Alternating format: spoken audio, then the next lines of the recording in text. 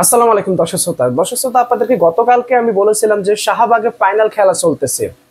আজকের মধ্যে সিদ্ধান্ত আসবে, ঠিকই আজকের মধ্যে সিদ্ধান্ত আসতে যাচ্ছে। জয় হয়েছে হাসনাতের।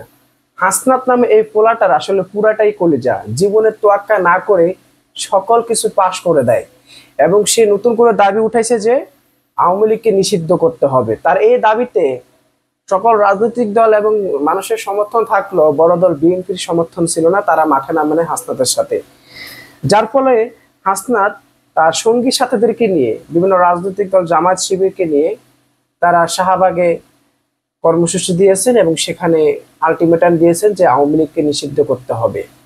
যাই হোক, 1 ঘন্টার মধ্যে আওয়ামী লীগ নিষিদ্ধের ঘোষণা না আসলে আবারও মাস্ট যমুনা ঘোষণা করবে, হাসনাত এমনও বক্তব্য দিয়েছেন। কিন্তু ইতিমধ্যে অনেকে আলহামদুলিল্লাহ বলতেছেন, মানে ঘোষণাটি খুব দ্রুতই চলে আসতেছে এবং চলে আসবেন যে আওয়ামী লীগ চিরতরের জন্য নিষিদ্ধ হয়ে যাবেন।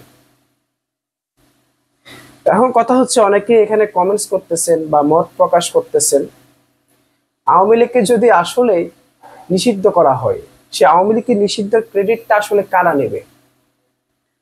যেমন একটি দল তো আবার এই আন্দোলনের সাথে একত্রতা প্রকাশ কিছুটা করলেও কিন্তু তারা মাঠে ছিল না। এখন কি তারা কি না আবার দাবি করে বসে তাদের দুর্গম আন্দোলনের কারণে এই সিদ্ধান্ত নিতে বাধ্য হয়েছে অন্তর্বর্তীকালীন সরকার। দর্শক শ্রোতা, বাঘ এখন ময়দানে শিকার করেই তবেই ফিরবে, হাসনাতের উদ্দেশ্যে এই কথাটি বলতেছি। এই পোলাটা আসলে যেভাবে সাহসের সাথে এগিয়ে যাচ্ছে, সে আসলে বেঁচে থাকলে বাংলাদেশের একজন বড় লিডার হবে। কারণ লিডারদের সাহস থাকতে হবে এরকম, তারা কোনো ভয়কে তোয়াক্কা না করে সত্যের পথে থাকবে, নির্ভীক একত্রতার সাথে তারা কথা বলবে।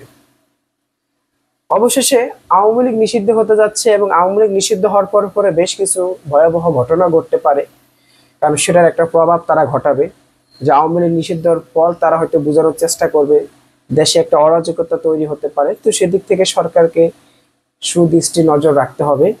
এবং হাসনাত যখন মাঠে নেমেছে তখনই আমরা বুঝতে পেরেছি যে কোনো একটা সিদ্ধান্ত আসতে হবে, হয় আওয়ামী লীগকে নিষিদ্ধ করতে হবে, না হয় এই অন্তর্বর্তীকালীন সরকারকে পদত্যাগ করতে হবে। কিন্তু এখন যে সিদ্ধান্তটা আসতেছে, আওয়ামী লীগকে নিষিদ্ধের পথে হাঁটতেছেন সরকার।